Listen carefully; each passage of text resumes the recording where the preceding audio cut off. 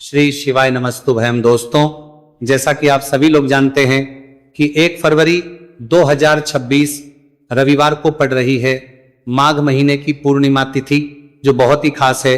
और दोस्तों, ये वो तिथि है जो कि माघ महीने में रविवार को पड़ रही है, तो इस दिन का महत्व और भी अधिक बढ़ जाता है। पूज्य गुरुजी ने कहा है कि अगर कभी भी मौका लग जाए और माघ महीने की पूर्णिमा तिथि रविवार को पड़ जाए तो इस दिन आपको 11 गेहूं के दाने वाला उपाय जरूर करना चाहिए, क्योंकि ऐसा शुभ संयोग बहुत ही कम आता है। और दोस्तों, इसी दिन किया जाने वाला पंडित जी द्वारा बताया गया 11 गेहूं के दाने वाला उपाय आप लोगों को जरूर करना चाहिए। और अगर आप लोगों ने इस उपाय को नहीं किया है या किसी कारणवश नहीं कर पाए हो तो पूर्णिमा तिथि के दिन इस उपाय से मत चूकना। दोस्तों देखिए, ये दिन इतना खास होता है, इतना महत्वपूर्ण होता है।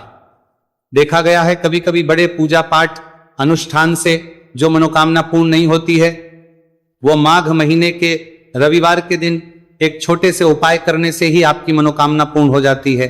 और बहुत सारे लोगों ने इस उपाय को किया भी है और उनको इस उपाय को करने का फल भी जरूर मिला है।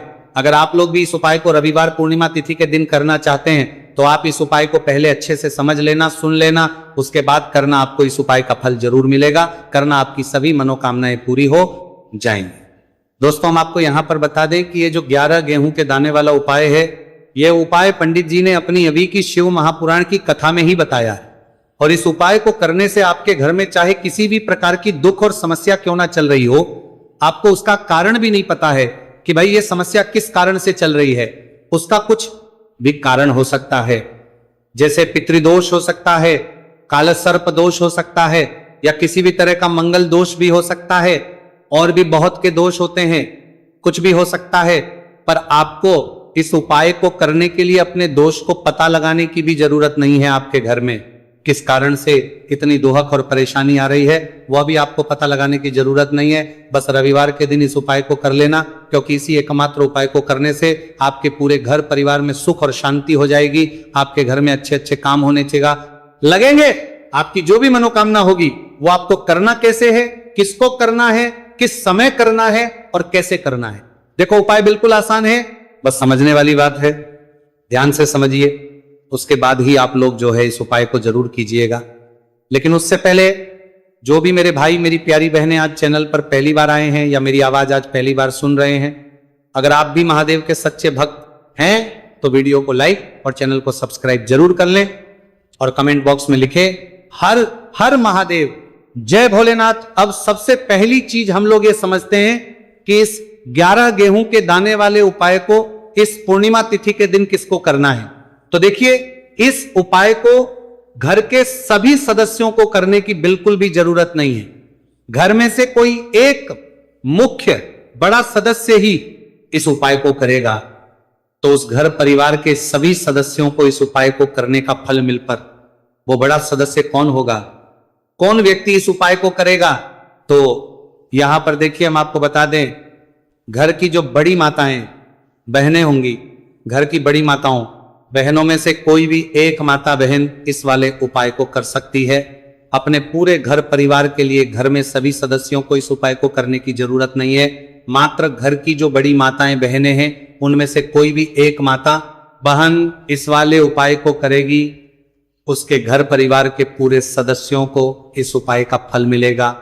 अगर किसी कारणवश माताएं बहनें घर में उपस्थित ना हो या वो इस उपाय को ना कर रही हो, कुछ दिक्कत हो, तो भाई उस जगह पर फिर घर का कोई बड़ा व्यक्ति भी इस उपाय को कर सकता है। माताओं बहनों के कहने का मतलब यह था कि माताएं बहनें घर की लक्ष्मी होती है। जब घर की बहनें घर की लक्ष्मी होती है, वर्षा के लिए की भी करका रही हो, लक्ष्मी कोई उपाय करती है तो निश्चित ही भगवान शिव जी बहुत जल्दी प्रसन्न होते हैं और उपाय का फल में बहुत जल्द और बहुत बड़ा करके भी यहां पर देते हैं। तो आप लोग ये बात समझ गए होंगे।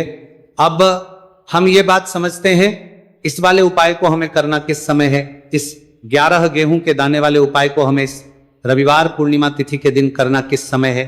तो देखिए, इस उपाय को करने का जो समय है शाम का समय है। अब देखिए, यहां पर हम मुख्य रूप से सुबह का समय नहीं बोलेंगे, क्योंकि देखिए ये जो पूर्णिमा तिथि है और आप सभी लोग जानते हैं इसका प्रदोष काल का जो समय होता है ना, इस दिन भगवान शिव और माता पार्वती जी का सबसे प्रिय दिन होता है। तो आप लोग इस गेहूं के दाने वाले उपाय को शाम के समय में कर सकते हो। और देखो अगर सुबह करोगे तो आप 8 बजे से 11 बजे के मध्य इस उपाय को कर सकते हो। और देखो अगर शाम के समय कर रहे हो तो इस दिन जरूर शाम के समय का ध्यान रखना कि शाम के 6 बजे से लेकर 7 बजे के बीच में अगर आप इस उपाय को कर सकते हो तो बिल्कुल कर लेना, पूरी कोशिश करना, आपको उपाय का फल जरूर मिलेगा। ये बात आपको समझ आ गई। अब बात करते हैं उपाय की। देखो गुरुजी ने कहा है कि अगर रविवार के दिन पूर्णिमा तिथि पड़ जाए तो इस दिन आपको 11 गेहूं के दाने वाला उपाय तो अवश्य ही करना चाहिए। देखो ये उपाय, यदि आपके जीवन में कर्जा बहुत अधिक है, आपके जीवन में संकट बहुत अधिक रहते हैं, आपके ऊपर बहुत अधिक विपदा आ रही है, बार बार आपको अपने व्यापार में और अपने धन में हानि देखने को मिल रही है, यानी कि आपको प्रत्येक कार्य में हानि हो रही है, तो आपको ये करना चाहिए। देखिए इस उपाय के लिए आपको 11 गेहूं के दाने आपको लेने हैं, ठीक है। 11 दाने लेने के बाद में आपको जरूरत होगी चावल के दानों की। 11 चावल के दाने और 11 गेहूं के दाने, और चावल के दाने खंडित नहीं होने चाहिए। अब आप कहोगे भैया गेहूं कहां से लेने हैं? देखो आपको किसी भी किराना स्टोर पे गेहूं के दाने मिल जाएंगे, जाके ले लेना, ठीक है ना। 11 गेहूं 11 चावल के दाने लेने हैं। साथ ही साथ आपको एक तांबे का लोटा लेना है और उस तांबे के लोटे में आपको जल भरना है। जल खुद के घर का होना चाहिए, मंदिर का नहीं होगा। अब आप ये सब सामग्री लेकर पहुंच जाओगे महादेव के शिवलिंग के पास में शाम के टाइम पे प्रदोष काल में। देखो जब आप ये उपाय कर रहे हो तो अपना फेस रखना उत्तर दिशा, नॉर्थ डायरेक्शन की तरफ। अब यहाँ पे जो मैं आपको क्रम बताने जा रहा हूं ना, उस मेरे क्रम को बहुत ध्यान से सुनिए। महादेव को अगर कोई सबसे प्रिय है ना, तो उनकी सबसे छोटी पुत्री जिनका नाम है माता अशोक सुंदरी, जो आपके पास में चावल के रह दाने हैं ना, उन चावल के 11 दानों को माता अशोक सुंदरी के स्थान पर आपको अपना नाम और गोत्र बोलते हुए समर्पित कर देने हैं, है ना। चावल के दानों को रखने के बाद में जो आपके पास में तांबे का लोटा है ना, उस तांबे के लोटे को कहीं पे भी हम जल नहीं चढ़ेंगे। सिर्फ और सिर्फ माता पार्वती का जो हस्त कमल आपको दिख रहा है, यहीं पे गोल गोल आपको समर्पित करना है उसी जल को, और कहीं नहीं। ना तो माता अशोक सुंदरी के स्थान पर, न शिवलिंग के ऊपर, सिर्फ आपको यहाँ पे गोल गोल जलाधारी पर आपको उस जल को समर्पित करना है। अब आपके पास में बचे हुए हैं 11 गेहूं के दाने, और बचे हैं उन्हीं 11 गेहूं के दाने को आपको अपनी मनोकामना, अपनी विशेष कहते हुए महादेव के शिवलिंग के ऊपर अगर आप पूर्णिमा तिथि के दिन प्रदोष काल में समर्पित कर देते हैं तो आपकी जो भी मनोकामनाएं होंगी, जो भी विश होंगी, महादेव पूरी जरूर करते हैं। अन्न समर्पण करने से, उस खासकर गेहूं को समर्पण करने से हमारी इच्छाएं पूरी होती है। और अगर वो दिन पूर्णिमा तिथि का दिन हो तब तो इससे सुंदर संयोग कुछ भी नहीं हो सकता। आपकी इच्छाओं को पूरा करने के लिए बहुत स्पेशल, बहुत प्यारा सा उपाय आप सभी को जरूर करना है। ध्यान में रखिएगा, यह उपाय प्रदोष काल में करना है। देखो गुरुजी ने कहा है भगवान शिव के शिवलिंग पर 33 कोटि देवी देवता का वास होता है। अगर हम शिवलिंग के सामने कुछ भी उपाय करते हैं तो हमारे सभी देवी देवता हमसे खुश हो जाते हैं। यह उपाय आपको अवश्य करना है। देखो सुबह के टाइम नहीं कर सकते, ठीक है। अब बात करते हैं अगले उपाय की। देखिए अब हम जान लेते हैं गुरुजी द्वारा बताए गए दूसरे उपाय के बारे में। इस उपाय के लिए आपको मात्र 2 लौंग लेनी होगी, यानी कि आपको लौंग का जोड़ा लेना है। 2 फूल वाली आपको लौंग लेनी है। लौंग का जोड़ा से भी खंडित नहीं होना चाहिए, इस बात का ध्यान रखें। इसी के साथ में आपको लेना होगा लाल चंदन का पाउडर। देखिए यदि आपके पास लाल चंदन की लकड़ी है तो उसे घिस कर भी आप चंदन के रूप में प्रयोग कर सकते हैं। यदि पाउडर है तो उसका भी आप अपने समझाते उपाय के लिए प्रयोग कर सकते हैं। देखिए चंदन जो है वो तेज का प्रतीक माना गया है और साथ ही साथ जीवन के अंधकार को दूर करने का प्रतीक माना गया है। अब इसी के साथ में मात्र एक तांबे के पात्र के अंदर शुद्ध जल लेना होगा अपने घर से। अब दोस्तों ये तीनों सामग्री लेकर के सीधे आपको पहुंच जाना होगा भगवान शिव के मंदिर में। देखिए इसी के साथ में आपको एक गोलबाती का दीपक भी लेना होगा। दीपक आप मिट्टी का भी ले सकते हैं, शुद्ध घाटा मढ़कर उसका भी तैयार कर सकते हैं, और दीपक में आपको शुद्ध घी का प्रयोग करना है। लेकिन जैसे ही आप इन सभी सामग्रियों को में लेकर के पहुंचेंगे मंदिर में, जैसे ही आप चौखट के वहां पर पहुंचेंगे तो मंदिर की चौखट के सीधे तरफ आप जो अपने साथ एक गोलबाती का दीपक लेकर के आए हैं उसे आपको सबसे पहले तो प्रज्वलित कर देना है। यानी कि जैसे ही आप मंदिर की चौखट के वहां पर प्रवेश करते हैं तो उसके सीधे तरफ आपको ये गोलबाती का दीपक प्रज्वलित कर देना है। अब देखिए जैसे ही आप ये दीपक प्रज्वलित करेंगे तो आपकी जो भी मनोकामना है उससे आपको बोल देना है। आप इस दीपक को इस प्रकार से करने के बाद इन सभी सामग्रियों को आपको शिवलिंग के पास में लेकर पहुंच जाना है। अब देखिए दोस्तों, आपके पास जो एक तांबे के पात्र के अंदर शुद्ध जल है, उसमें से आपको केवल आधा लोटा जल ही भगवान शिव के शिवलिंग पर अर्पित करना है। आधा लोटा जल आपको उसी पत्र के अंदर बचा लेना है। अब दोस्तों, आपके पास जो 2 लौंग है यानी कि का जोड़ा है, उससे आपको अपना नाम और अपने गोत्र को बोलते हुए आपकी जो भी समस्या चल रही है, आपके जीवन में जो भी परेशानी उत्पन्न हो रही है, उन्हें आपको बोल देना है। और ये जो लौंग का जोड़ा है, इसे आपको भगवान शिव के शिवलिंग पर अर्पित कर देना है। जैसे आप ये 2 लौंग शिवलिंग पर चढ़ाएंगे तो अपना हाथ जो है वहां पर आपको रखना है और महादेव से आपको प्रार्थना करनी है कि मेरे जीवन की ये जो परेशानियां हैं, ये सभी दूर हो जाए। यानी कि आपके जीवन में धन की संबंधित परेशानी चल रही है, कर्ज की समस्या चल रही है, बच्चों का पढ़ाई लिखाई में मन नहीं लग पा रहा है, घर के जो आर्थिक संकट है वह सभी दूर हो, व्यापार आपका ढंग से नहीं चल पा रहा है, घर में रोग की स्थिति बनी हुई है, यानी कि जिस भी प्रकार की आपकी समस्याएं हैं उसे आपको महादेव से बोल देना है और महादेव से इन सभी समस्याओं को दूर करने के लिए आपको प्रार्थना कर लेनी है। अब देखिए दोस्तों, आपने जो 2 लौंग शिवलिंग पर समर्पित की थी, उसे आपको वहां से उठा लेना है और इन दोनों को आपको शिवलिंग से उठा करके सीधे उससे जल के पात्र के अंदर डाल देना है। यानी कि अपने आधा लोटा जल और बचाया हुआ था, उसी के अंदर आपको ये 2 लौंग डाल देनी है। और साथ में आप जो लाल चंदन लेकर के आए थे, उस लाल चंदन को भी आपको उसी पात्र के अंदर डाल देना है। यानी कि आधा लोटा जल और बचा हुआ है, तो उसी आधे लोटे जल के अंदर आपको ये लाल चंदन भी डाल देना है। अब देखिए, इस आधे लोटे जल में है जिसमें अपने 2 लौंग ली है, लाल चंदन डाला है, उसे सीधे लेकर के आपको पहुंचना है बेलपत्र के वृक्ष के। वहां पर देखिए, बेलपत्र का वृक्ष यदि आपके घर पर है तो वहां पर आपको आ जाना है। आपके घर के आसपास कहीं भी है तो वहां पर आपको पहुंच जाना है। और उसके बाद आपका जो मुख है वह उत्तर दिशा की ओर होना चाहिए। और उसके बाद आपको अपना नाम और अपनी गोत्र को बोलना है और पुनः अपने जो भी परेशानियां शिवलिंग के पास में बोली थी, उन्हें आप वापस से बेलपत्र के वहां पर भी बोल देनी है। और ये जो आधा लोटा जल और है, इससे आपको पूरा बेलपत्र के वृक्ष की जड़ में श्री शिवाय नमस्तुभयम इस मंत्र का जाप करते हुए समर्पित कर देना है। तो बस इतना सा उपाय आपको करना है। जो भी आपकी परेशानी है, समस्या है, उससे महादेव निश्चित ही दूर करेंगे।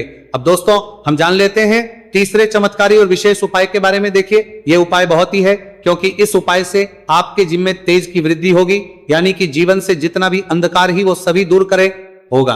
तो इस उपाय के लिए आपको मात्र 1 गुड़ का टुकड़ा लेना है। गुड़ का टुकड़ा आपके जीवन में तेज की वृद्धि करता है और साथ ही साथ आपके जीवन से जो अंधकार है उसे दूर करता है। इसी के साथ में आपको 1 चावल दाना यानी कि अक्षत का दाना लेना है। ये चावल का दाना आपके जीवन में सुख शांति को लेकर के आता है, आपके जीवन में धन की जितनी भी परेशानियां हैं उन्हें समाप्त करता है। इसी के साथ में आपको मात्र 1 हरा मूंग लेना है। हरा मूंग जो है वो बुध ग्रह को प्रसन्न करता है। देखिए, हरे मूंग का उपाय करने से बुध ग्रह मजबूत होता है और बुध ग्रह के मजबूत होने से बुद्धि, ज्ञान और विवेक की प्राप्ति होती है। तो ये तीनों ही सामग्री आपको 1-1 लेनी है। यानी कि 1 गुड़ का, 1 चावल का दाना, 1 हरा मूंग आपको लेना है। देखिए, हरा मूंग का दाना और का जो दाना है वो आपको साबुत लेना है, खंडित नहीं होना चाहिए। और इसी के साथ में आपको मात्र 1 तांबे के पात्र के अंदर अपने घर से शुद्ध जल ले लेना है। देखिए, अब इन सभी सामग्रियों को लेकर के सीधे आपको पहुंच जाना है भगवान शिव के मंदिर में। आप ये उपाय सुबह से लेकर के शाम तक किसी भी समय कर सकते हैं, लेकिन रविवार के दिन ही आपको इस उपाय को करना है। तो सबसे पहले तो ये जो 1 गुड़ का टुकड़ा है, 1 चावल का दाना है और 1 हरा मूंग का दाना है, उन तीनों को आपको उस जल के पात्र के अंदर डाल देना है। लेकिन ये जो उपाय है आपके जीवन की सारी परेशानियों को दूर करने के लिए होता है, लेकिन विशेष मनोकामना तीनों सामग्रियों से ही आपकी परिपूर्ण हो जाती है। देखिए, यदि आपके जीवन तेज होगा तो सभी आपसे वार्तालाप करेंगे, सभी आपसे बात करेंगे और आपका जो मान सम्मान है वह बढ़ता है। और चावल का जो दाना है वह धन वृद्धि करता है, मन की शांति के लिए होता है। और हरा मूंग जो है वो बुद्धि, ज्ञान और विवेक की प्राप्ति के लिए होता है। अब देखिए, ये जो एक पात्र है, इससे आपको भगवान शिव के शिवलिंग पर धीरे धीरे अर्पित कर देना है। श्री शिवाय नमस्तुभयम इस मंत्र का जाप करते हुए और तुम रुकेश्वर महादेव का मन में स्मरण करते हुए, लेकिन तुम रुकेश्वर महादेव का स्मरण करने से यह जो उपाय है और अधिक प्रभावशाली हो जाता है। तो महादेव का स्मरण करते हुए यह उपाय करने से आपके जीवन में जो भी अशांति है वह सभी दूर हो जाएगी। तो इस प्रकार से आपको यह सुंदर सा उपाय कर लेना है। इसके बाद बात करते हैं तीसरे उपाय की। देखो, यह उपाय बहुत ही अचूक उपाय है जो आपको करना है। देखो, इस उपाय के लिए आपको 2 दीपक लेने हैं। देखो, दोनों दीपक आपको मिट्टी के दीपक लेने हैं। उसके बाद आपको दोनों दीपक को प्रज्वलित करने के लिए आपको लंबी बाती लेनी है, और ये दीपक घी और सरसों के तेल से दीपक प्रज्वलित करने हैं। ये सब लेने के बाद आपको लेना है, एक कटोरी में कच्चा दूध थोड़ा सा लेना है। उसके बाद आपको लेना है 1 लोटा जल। देखो, गुरुजी ने इस उपाय के लिए बताया है कि यह उपाय आपको प्रदोष काल में करना है। कहते हैं कि बेलपत्र के वृक्ष में प्रदोष काल के समय में महादेव वास करते हैं। उस समय हम कोई भी उपाय करते हैं तो उसका फल हमें अवश्य मिलता है। देखो, अब ये सब सामग्री लेकर आपको प्रदोष काल में चले हैं बेलपत्र के वृक्ष के। वहां पर देखो, वहां पहुंच जाने के बाद आपको सबसे पहले बेलपत्र की जड़ में सबसे पहले वो दूध जो आप लाए हैं उसे समर्पित करने के लिए देना है। उसके बाद आपको जो 1 लोटा जल जो आप लाए हैं वो आपको धीरे धीरे बेलपत्र की जड़ में समर्पित कर देना है। उसके बाद आप जो दीपक लाए हो, दोनों दीपक को आपको बेलपत्र की जड़, बेलपत्र की तरफ मुंह करके बाती का आपको 1 दीपक घी का और 1 दीपक तेल का प्रज्वलित कर देना है, और आपकी जो भी मनोकामनाएं हैं वो महादेव को बोलना है। देखो, ने कहा रविवार के दिन पर बेलपत्र की जड़ में दीपक प्रज्वलित कर देता है, महादेव उसकी सभी मनोकामना पूरी कर देते हैं। देखिए दोस्तों, आज के इस वीडियो में हमने आपको रविवार के दिन किए जाने वाले 3 बहुत ही सुंदर से उपाय बताए हैं। जो भी आपके लिए उचित है, सरल है, उसे आप कर सकते हैं। यदि उपाय से जुड़ा किसी भी प्रकार का सवाल है तो कमेंट में पूछ ले। उपाय को करते समय आप किसी भी प्रकार की गलतियां ना करें। अगर आपको हमारी पसंद आए तो हमारे इस चैनल को सब्सक्राइब जरूर करें। हर हर महादेव। ओम नमः शिवाय।